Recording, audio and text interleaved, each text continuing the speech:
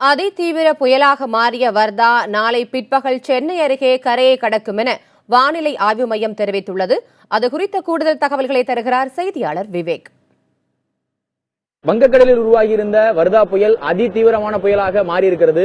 இந்த புயல் அதிதீவிரமான புயலாகவே இன்று மாலை வரை நீடிக்கும் என்று சென்னை வானிலை ஆய்வு மையம் எச்சரித்திருக்கிறார்கள். இதன் காரணமாக புயலானது வீச தொடங்கிற அந்த காலகட்டத்தில் 40 50 கிலோமீட்டர் வேகத்திலும், அதேபோல் புயல் கரையை கடக்கக்கூடிய நாளைக்கு மதியத்துக்கு பிறகு 70 80 கிலோமீட்டர் வேகத்திலும் கடல் காற்று வீசும் என்று வானிலை ஆய்வு மையம் எச்சரித்திருக்கிறது.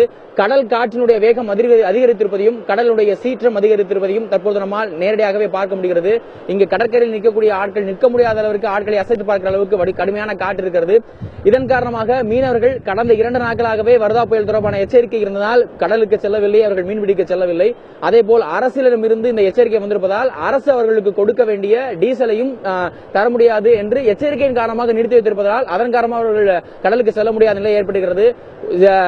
தங்களுடைய சுய முயற்சிகள் மோசமான வானிலை நிலவினாலும் கூட செல்லக்கூடிய ஒரு சில நாட்டுப்படகு மீனவர்களும் செல்லவில்லை என்று இங்க இருக்கக்கூடிய மீனவ சங்க பிரதிநிதிகள் தெரிவிக்கிறார்கள். இது குறித்து அவர்களிடம் கேட்கலாம். சார் வணக்கம். இப்போ அதிதீவிர புயலாக வர்தா புயல் மாறி இருக்குன்னு சொல்லியிருக்காங்க. உங்களுக்கு இது குறித்து என்ன மாதிரியான எச்சரிக்கைகள் கொடுத்திருக்காங்க? அரசாங்கத்தில் என்ன அறிவுறுத்தல்கள் வந்து? கடந்த 2 நாட்களாவே மீனவர்கள் கடல்ல மீன் பிடிக்க போகக்கூடாது அப்படின்னு வானிலை அறிக்கை சொல்லியிருக்காங்க. அந்த வகையில பாத்தீங்கன்னா நேற்று இன்னைக்கும் நம்ம சென்னை மாவட்டத்தில் இருக்கக்கூடிய விசைப்படகு மீனவர்களும் சரி, இந்த சாதாரண பைப்பர் படகு மீனவர்களும் யாரும் இன்னும் மீன் பிடிக்க போகல. மழை இல்லைனாலும் கடல் காத்தோட வேகமும் கடல் நீரோட்டத்தோட வேகமும் அதிகமா இருக்கிறதுனால இன்னைக்கு சென்னையில ஒரு மீனவர் கூட போகல.